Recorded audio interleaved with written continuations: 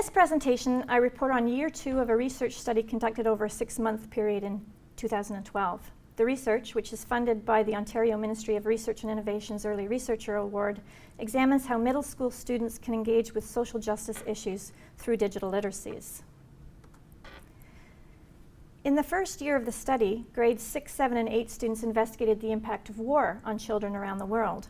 In year 2, at this research site in Toronto, Ontario, grade 6 students explored Aboriginal rights to preserve their cultures, languages, customs, and knowledges because these are protected under the Canadian Constitution.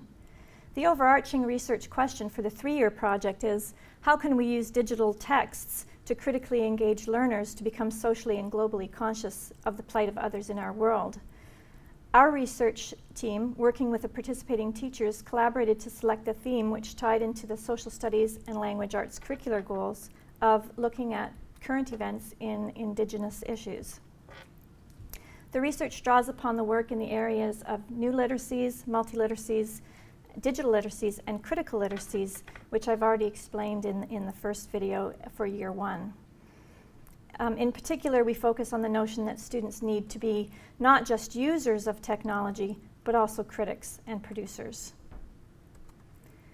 All of the students in this study were new Canadians. A large population of them were from Middle Eastern countries like Afghanistan, Pakistan, and Syria.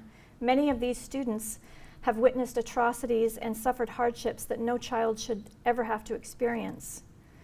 Their teachers felt that even though some of the topics we might explore might be difficult for 11 and 12-year-olds, particularly English language learners, they felt that they would be able to relate to the subject matter as they were also in the position of trying to hold on to their first languages and cultures.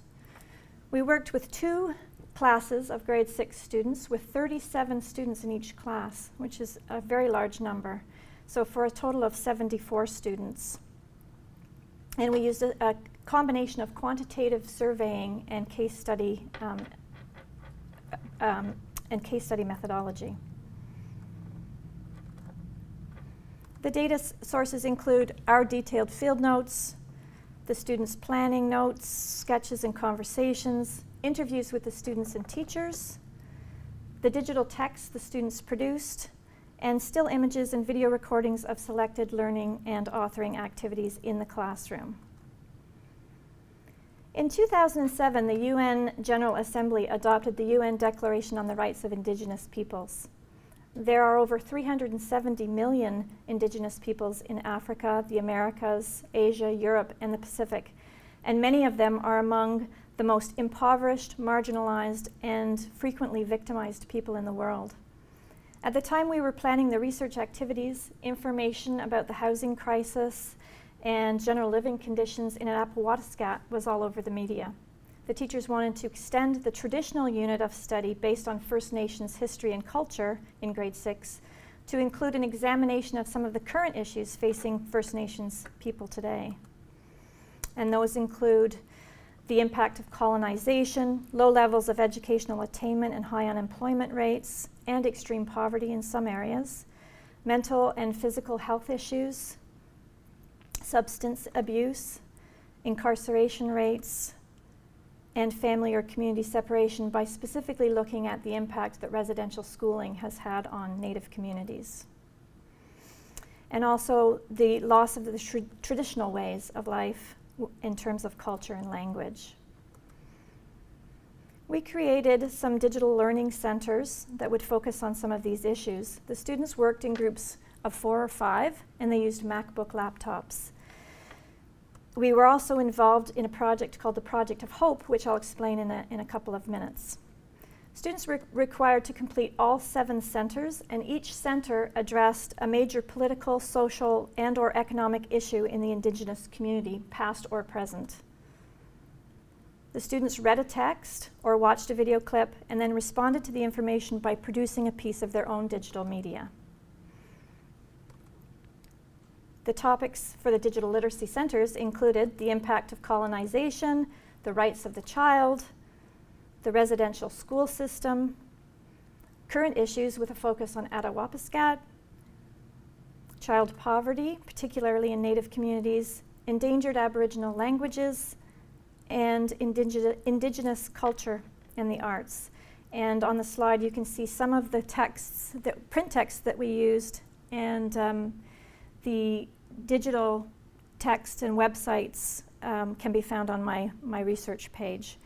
In the bottom image you can see a screen capture from one of the interactive pieces of software we used, which was a Cree language site.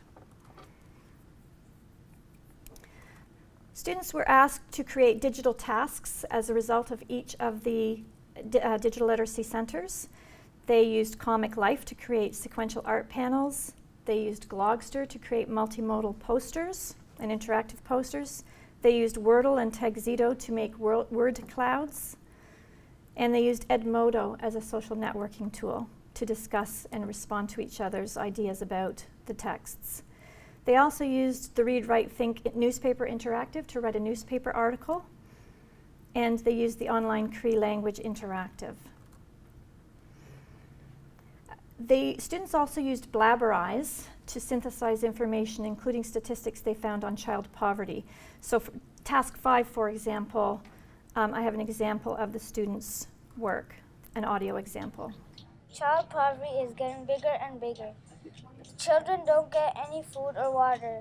Children have no clothes to wear and live in dumps looking for food left over. All of them are poor, don't have money or any jobs. We have to help these people.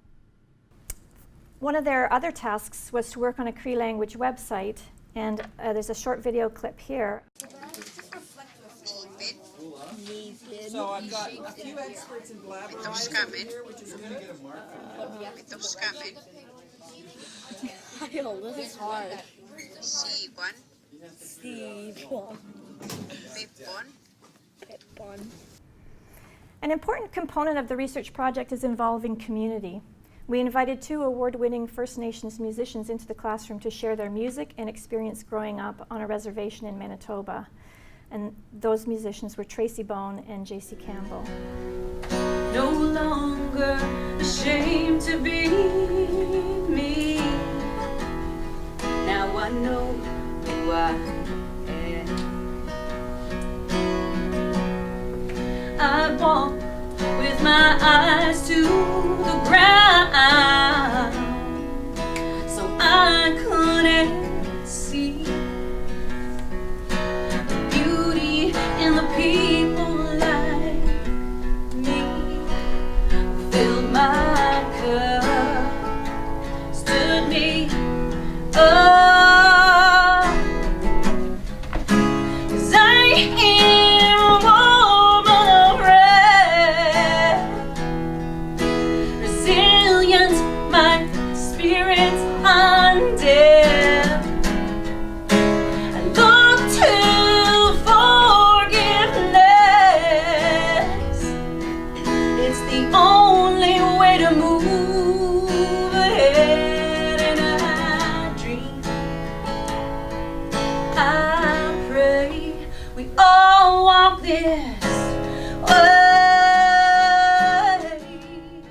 We also had an elder, Cliff Standing Ready, who is a residential school survivor, come in to talk to the students about his experience in a residential school.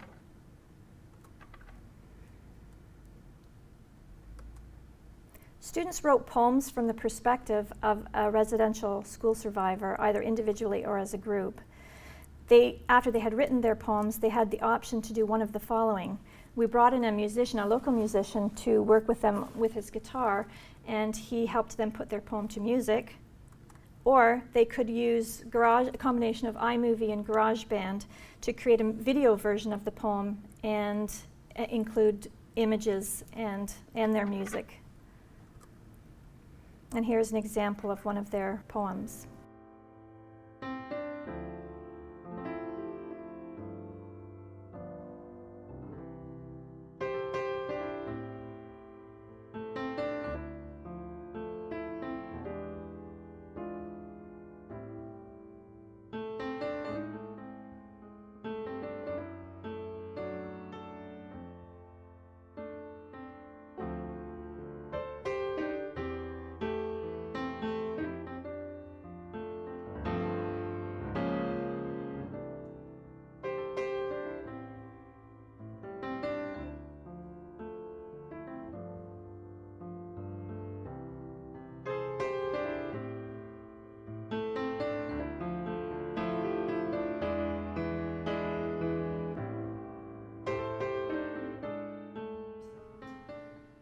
The students talked about wanting to share their poems with residential school survivors so that they would know that they were not alone and that others empathized with them.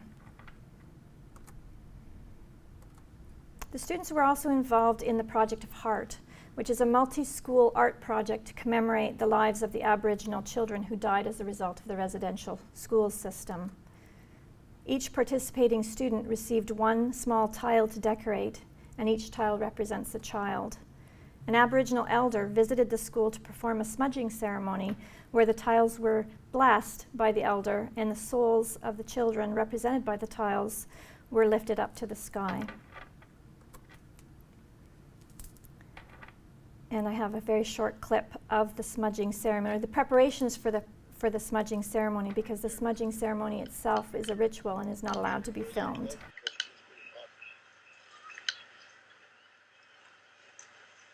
See, the significance of a smudge, it is a spiritual endeavor. What it does when you take a smudge, when Brandon smudging, it takes all the negativity away from your life. And it gives you good feelings.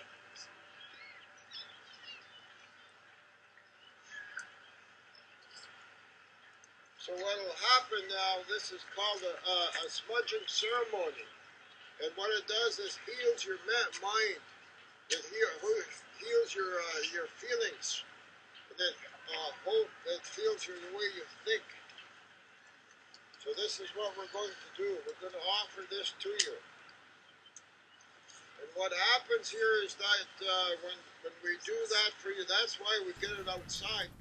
In terms of the research findings, we found that students made gains in both the development of digital literacy skills and critical literacy. The teachers found that students were eager to use the technology to create their own digital texts, and that students who typically struggled with paper and pencil tasks excelled when using the technology. One of the key findings was how students collaborated and shared their expertise. The teachers found that they were no longer the experts in the room. The inquiry-based approach proved to be very successful in terms of empowering the students and promoting independence. And one of the teachers says, they knew how many they had to do, she was talking about the centers, which ones were done, and who they could get help from. They became independent, which is really the goal. We set up the learning challenges, the success criteria, then let them go, and they did it. For many of the students, being able to access current information from their desks was a highlight of the project. The teachers found that the novelty of using laptops didn't last long, and the focus became the learning. And in the last quote, the teacher says, "It's noticeable now that the technology in the room is a tool. It's not this thing that is housed over there, and we only take it out a few times. Now when someone takes a laptop out and someone is using an atlas, or someone takes a book out, or someone is talking to a partner working, it's not like everyone is crowding around like it's this special thing anymore. It's just a tool that we use. And then you can get on with learning when it's no longer that novelty. And I'm becoming that much more comfortable, and I'm now looking for ways. I go there first. How can I use them to introduce this lesson or this topic, and what can they use that to show me? Now I'm not looking only for going to the library to do this, where we pull out the books, right? We pull out the laptops." The teachers also noted that the students all made gains in terms of their problem-solving skills and ability to troubleshoot. With 37 students in each classroom, they had to learn to rely on each other to find another way to do something, or they would have been waiting a long time to get help. Most notably, the students made gains in terms of their critical literacy skills. They asked important and difficult questions about inequities and injustices. The elder that came in said that they asked better questions than his typical university audiences. And they became, as one teacher commented, more motivated by social activism as the result of this project. In a subsequent initiative unrelated to the project, most of the participants and organizers were from these 2 grade 6 classes. For year 3 of the research, we'll be replicating this study in a different school and using tablets rather than laptops, and then conducting cross-case analyses to compare the results. Thank you.